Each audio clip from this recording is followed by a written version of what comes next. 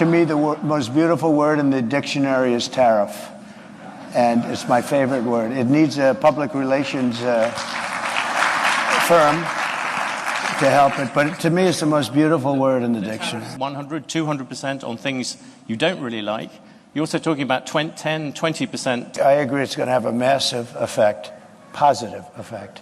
It's going to be a positive, not a negative effect. Let me just tell you. Let me tell you. I know how committed you are to this, and it must be hard for you to, spend 25 years talking about tariffs as being negative and then have somebody explain to you that you're totally wrong. Well, Jagger, I guess we'll see about that. And while demure, as you point out, was announced earlier today as the word of the year, tariff could have been a close second, given the way that it's being bandied about as the new nostrum offered by President-elect Donald Trump. And just this morning, why he laid down the gauntlet on both sides of the border and to all ships at sea. Now let's check that out, but stick around mostly for the response from south of the border and Mexico's dynamic new president, who could very well pop the piñata of MAGA's tariff fiesta. Let's see how it all began earlier today. To set it up. This morning with a threat from President-elect Donald Trump to impose tariffs on Mexico, Canada, and China as soon as he takes office in January. In a post on Truth Social, Trump says the tariffs would remain in place against Mexico and Canada, quote, until drugs, in particular fentanyl and all illegal aliens, stop this invasion of our country, end quote. Both China and Canada say they're open to continued dialogue.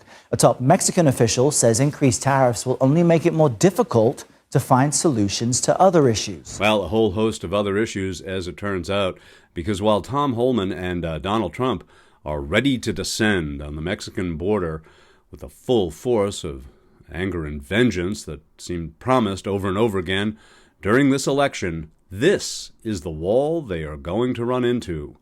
La Doctora, or as she is formally known, President Claudia Sheinbum, the first female Mexican Jewish president in the country's history. As we are about to see, this highly respected, incredibly smart, highly educated woman, well, she might not be welcoming Donald and Tom quite this way.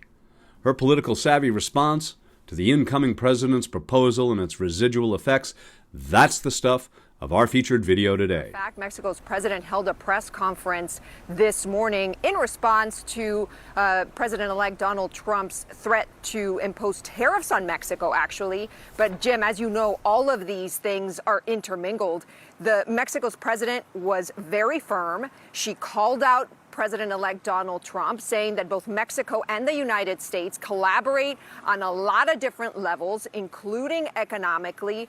And in other words, she said that she's ready to respond in kind. Let me read to you a portion of that letter that she sent to President-elect Donald Trump. She said, quote, President Trump, neither threats nor tariffs will solve the issue of migration or drug consumption in the United States. Cooperation and shared understandings are required to face these important challenges. Imposing one tariff would mean another comes in response. I'm going to read that one more time because these are very important words from Mexico's president. Imposing one tariff would mean another comes in response, continuing like this until we put shared companies at risk. Now, the tone of this letter is very important because Mexico's president is not just talking about tariffs, about economic and the economic relationship with the United States, but also the border relationship with the United States, because Mexico has done a lot to help the Biden administration control the migration that is coming into the U.S. southern border, which begs the question about what is happening on the U.S. southern border, given that Governor Greg Abbott and the incoming U.S. border czar, Tom Homan, are on the border today. Here's the reality. The migrant apprehension numbers are extremely low. I talked to a law enforcement source, Jim, who says that on Sunday, migrant apprehensions were about 1,500. If you compare that to December of 2023, when 10,000 people were crossing the border per day, that just gives you a sense of the dramatic change. The reality is, and I've talked to both people on the ground, agents, and also advocates who work on the border, they say it is very quiet right now, very low, despite what you're hearing from Governor Greg Abbott and the incoming border czar, Tom Homan. Back to you. All right, Rosa Flores, important context. Thank you very much. La Doctora, she speaks the truth. Because, you know, you don't need the kind of advanced degrees that she has to know basic economics. When it comes to tariffs, you just had to pay attention in high school. Remember that? Anyone? I mean, come on, Ben Stein knows a thing or two about money. In 1930, the Republican-controlled House of Representatives, in an effort to alleviate the effects of the, anyone? The Great Depression, passed the, anyone?